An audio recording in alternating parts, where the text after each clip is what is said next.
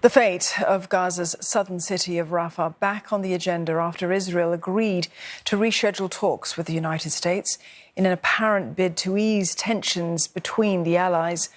The White House says that they are working to find a convenient date, with some officials saying that Israeli Prime Minister Benjamin Netanyahu could send a delegation to Washington as early as next week. The Israeli leader had called off an earlier planned visit after the United States allowed the passage of a UN Security Council resolution calling for an immediate ceasefire in Gaza. The United States is among countries that has warned against a ground operation in Rafah, where more than 1 million displaced Palestinians are sheltering. For more, Sarah Coates joins us. She is live for us from Tel Aviv. Sarah, a possible moment of truth for Rafah, with Israel signalling readiness now to hold talks with Washington. But is it likely to deter Mr. Netanyahu's plans for this invasion?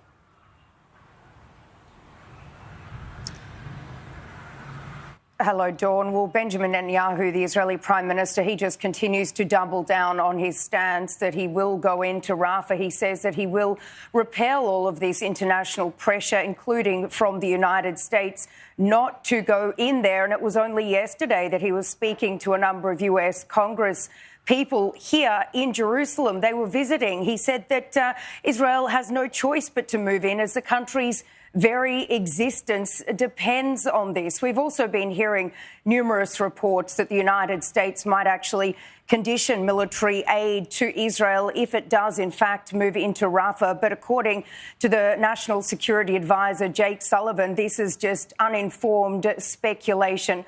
So what I think we'll be seeing here is that if this delegation does go ahead and visit Washington, which it seems like it will, Israel won't be asking for a blessing to go into Rafah or even discussing alternative options to an invasion of Rafah. What I think it will be doing is laying out a clear line that this is going to happen and this needs to happen for Israel to achieve what it calls its war goals. And these are bringing back the hostages, defeating Hamas. And what Benjamin Netanyahu continues to say is to make sure Gaza never poses a threat to Israel again. So certainly we'll be watching this very, very closely. Still no date set on when this delegation is supposed to go to Washington. But in saying this, the humanitarian situation down in Rafah and, of course, the entire Gaza Strip is absolutely dire. We've been hearing from the UN humanitarian chief, Martin Griffiths. He says that if Israeli forces do go in, this would be like a slaughter. Right now, there are some 1.3 million internally displaced Palestinians sheltering in an area that's normally home to just 250,000 people, with people really lacking basic needs. Dawn. Sarah, thank you for staying on top of developments there for us. Sarah Coates there in Tel Aviv.